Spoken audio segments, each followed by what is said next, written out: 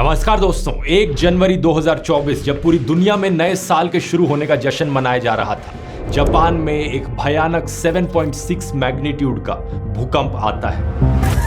And in western Japan, scenes of devastation are emerging after a 7.6 magnitude quake shook the country, killing dozens of people. ये भूकंप इकलौता नहीं था, इसके साथ साथ कई सारे छोटे बड़े अर्थक्वेक्स इसके एकदम बाद देखने को मिले। टोटल में 155 से ज्यादा अर्थक्वेक्स सिर्फ एक दिन के अंदर आए।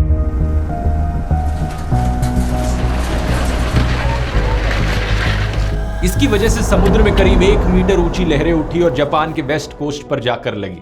जापान की मीटियोरोलॉजिकल एजेंसी ने एक बहुत बड़ी सुनामी की वार्निंग भी इशू करी थी। हालांकि इस वार्निंग को बाद में डाउनग्रेड कर दिया गया, लेकिन भूकंप से ही बहुत सब्सटैंशियल डैमेज देखने को मिला। दर्जनों बिल्डिंग्स पूरी तरीके से तबाह हो गई, हजारों घरों में बिजली चली गई, कई जगहें आग की लपटों में घिर गई और एज ऑफ 2 जनवरी करीब 55 लोग अभी तक मारे जा चुके। 2 बड़े सवाल यहां पर उठते हैं। पहला तो ये कि जापान में ही इतने सारे अर्थक्वेक्स और सुनामीज क्यों देखने को मिलते हैं, और दूसरा ये कि जापान इन डिजास्टर से कैसे डील कर पाता है, क्योंकि यही अर्थक्वेक अगर किसी और देश में आया होता तो शायद हजारों की संख्या में लोग मारे जाते।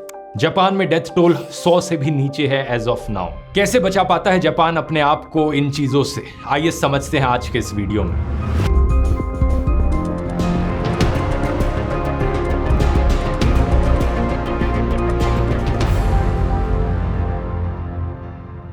हाल ही में आए इस अर्थक्वेक को 2024 सी ऑफ जापान अर्थक्वेक या नोटो पेनिनसुला अर्थक्वेक का नाम दिया गया है। इसकी एग्जैक्ट लोकेशन आप यहां स्क्रीन पर देख सकते हैं नक्शे में। जापान में एक नोटो पेनिनसुला का रीजन है। पेनिनसुला क्या होता है ये आपने स्कूल में पढ़ा होगा, कोई भी जमीन जिसके 3 तरफ पानी मौजूद हो। इस अर्थक्वेक का एपिसेंटर यहां लोकेटेड था। वेस्ट साइड में मौजूद है सी ऑफ जापान। जापान की राजधानी टोक्यो से ये करीब 500 किलोमीटर दूर है ये एरिया, लेकिन फिर भी टोक्यो तक में इस अर्थक्वेक को फील किया गया। अब हमारा पहला सवाल जो है कि जापान में ही इतने अर्थक्वेक्स क्यों देखने को मिलते हैं, इसका जवाब भी नक्शे में ही छुपा है। इस नक्शे को देखिए, यह है दुनिया की 16 मेजर टेक्टोनिक प्लेट्स का नक्शा। टेक्टोनिक प्लेट्स क्या होती हैं? ये धरती की सबसे आउटर मोस्ट लेयर है जो अर्थ के क्रस्ट और अपर पार्ट ऑफ मैंटल से बनती है। धरती के कोर में मौजूद जो हीट जनरेट हो रही है उसकी वजह से कन्वेक्शन करंट्स निकलते हैं, जिसकी वजह से ये टेक्टोनिक प्लेट्स धीरे धीरे हिलती रहती हैं। तो ये 16 मेन टेक्टोनिक प्लेट्स हैं जो बहुत धीरे धीरे मूव करती रहती हैं साल भर साल। जब ये एक दूसरे से टकराती हैं तो अर्थक्वेक्स देखने को मिलते हैं। तो जो देश, जो एरियाज दुनिया के इन टेक्टोनिक प्लेट्स की बाउंड्रीज पर लाए करते हैं, वहां सबसे ज्यादा अर्थक्वेक्स देखने को मिलते हैं। और जापान देश की खास बात यह है कि वो एक ऐसी जगह पर सिचुएटेड है जहां पर 4 अलग अलग टेक्टोनिक प्लेट्स एक दूसरे से मिल रही हैं। The Pacific plate, Philippine plate, Eurasian plate और नॉर्थ अमेरिकन प्लेट। यही सबसे बड़ा कारण है जापान में इतने सारे अर्थक्वेक्स देखे जाने के पीछे। अब यहाँ पैसिफिक प्लेट की अपनी एक खास बात है कि पैसिफिक प्लेट में सबसे ज्यादा टेक्टोनिक एक्टिविटी देखने को मिलती है। तो पैसिफिक प्लेट की बाउंड्री को हम पैसिफिक रिंग ऑफ फायर करके बुलाते हैं, क्योंकि दुनिया में यहाँ सबसे ज्यादा अर्थक्वेक्स देखने को मिलते हैं और साथ ही साथ सबसे ज्यादा वोल्केनोज भी यहाँ देखने को मिलते हैं। कुछ हद तक यही चीज बाकी प्लेट्स के लिए भी एप्लीकेबल है। जो देश इनकी बाउंड्रीज पर मौजूद है वहां पर ज्यादा फ्रीक्वेंसी देखने को मिलती है अर्थक्वेक्स की।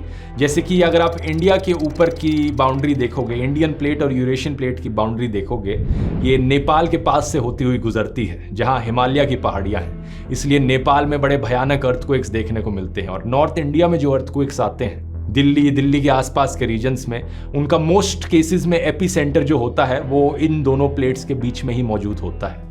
इसे आप कंपेयर करो ऑस्ट्रेलिया, रशिया और यूरोप जैसे रीजन से जहां रेयरली ही कोई अर्थक्वेक्स देखने को मिलते हैं। आखिरी बार कब सुना था आपने ऑस्ट्रेलिया में किसी भयानक अर्थक्वेक के बारे में? ऐसा नहीं है कि वहां कभी कोई अर्थक्वेक्स आते नहीं है, लेकिन इन टेक्टोनिक प्लेट्स के बीच में जो रीजन मौजूद होते हैं वहां अर्थक्वेक्स की फ्रीक्वेंसी बहुत कम होती है, और जब अर्थक्वेक्स आते भी हैं तो उतने खतरनाक नहीं होते।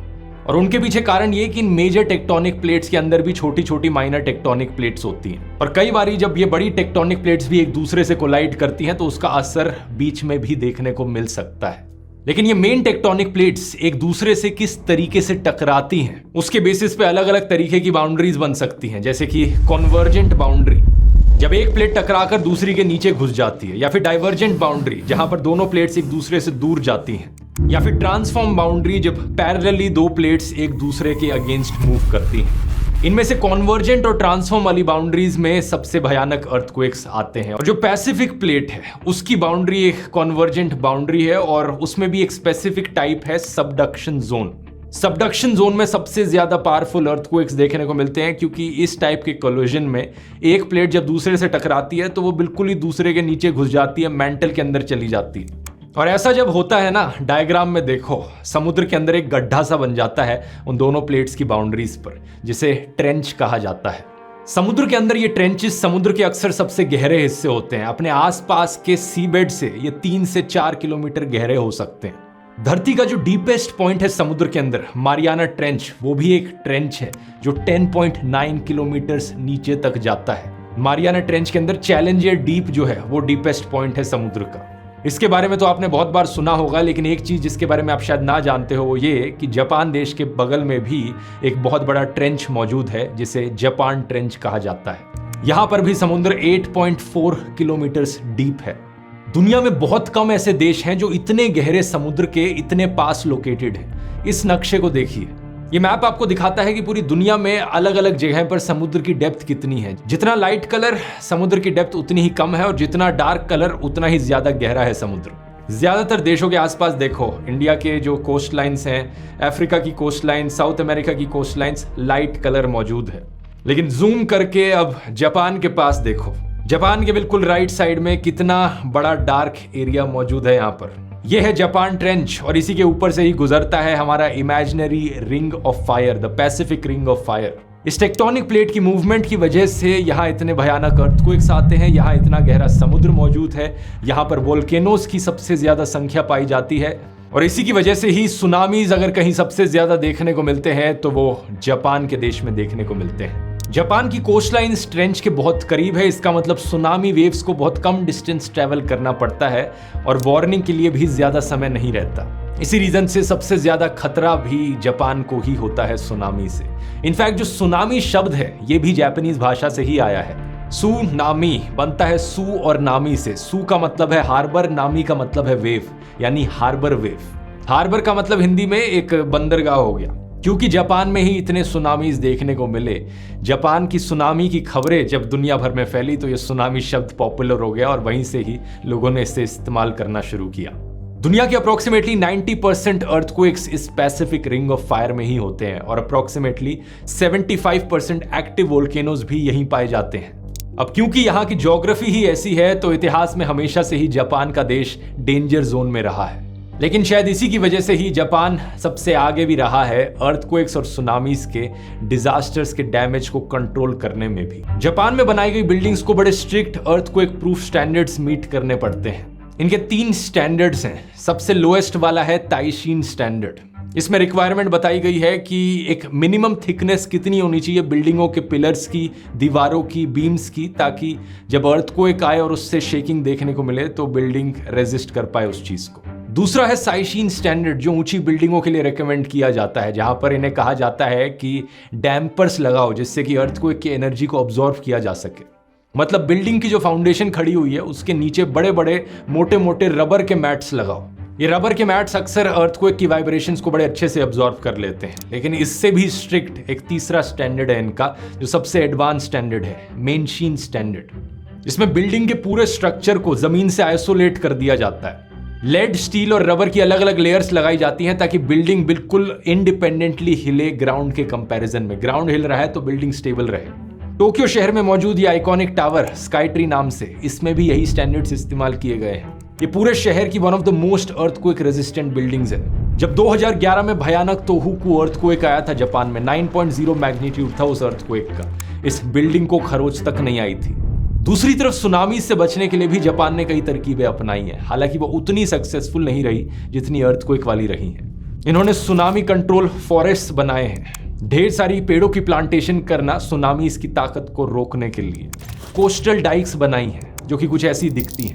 ये बड़ी ही लंबी लंबी पत्थरों की बनी ये चीजें, ये डाइक्स काफी महंगी होती हैं बनानी, लेकिन सुनामीज का इम्पैक्ट कम करने में सक्सेसफुल रहती हैं। इसके अलावा सुनामी इवैक्यूएशन टावर्स बनाए गए हैं। जिन जगहों पर बहुत सारे लोग रहते हैं और बड़ा रिस्क है सुनामी आने का, इवैक्यूएशन का ज़्यादा टाइम नहीं है, तो लोग इन टावर्स में चले जाएं। एक हाई पॉइंट पर पहुंचकर सुनामी से बचे रहेंगे। इन्होंने अपने वार्निंग सिस्टम्स को इम्प्रूव किया है। इवैक्यूएशन ड्रिल्स करी जाती हैं, लोकल लोगों को रेगुलर ड्रिल्स कराई जाती हैं कि सुनामी के केस में क्या करना है, किस तरीके से रेस्क्यू ऑपरेशंस के लिए प्रिपेयर करना है। और फाइनली इन्होंने समुद्र के पास दीवारें बनाई हैं, सी वॉल्स। जापान की 22,000 मील लंबी कोस्टलाइन है, जिसका 40% हिस्सा सिर्फ इन कॉन्क्रीट सी वॉल से घिरा हुआ है। लेकिन ये दीवारें अनफॉर्चुनेटली हमेशा काम नहीं करती, जैसे कि 2011 में हुआ। इस वीडियो को देखिए।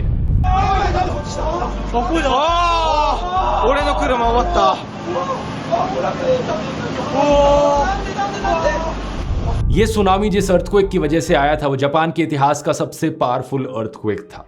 और इसी सुनामी की वजह से फुकुशिमा न्यूक्लियर डिजास्टर भी देखने को मिला। न्यूक्लियर रिएक्टर्स डैमेज हो गए, जिसकी वजह से रेडिएशन लीक हुई जो पूरे पैसिफिक ओशन के ऊपर फैली। 2011 का यह अर्थक्वेक और सुनामी जापान के इतिहास में बेहद खतरनाक रहा था। इसमें करीब 20,000 लोग मारे गए। इसके बाद इनकी सरकार ने अपने स्टैंडर्ड्स को और स्ट्रिक्ट बनाया। थैंकफुली इस साल का डिजास्टर इतना खतरनाक और जानलेवा नहीं निकला। ये वीडियो इन्फॉर्मेटिव लगा तो चेरनोबिल न्यूक्लियर डिजास्टर वाला वीडियो यहाँ क्लिक करके देख सकते हैं। दुनिया के इतिहास का सबसे खतरनाक न्यूक्लियर डिजास्टर इस वाले वीडियो में एक्सप्लेन किया है। बहुत बहुत धन्यवाद।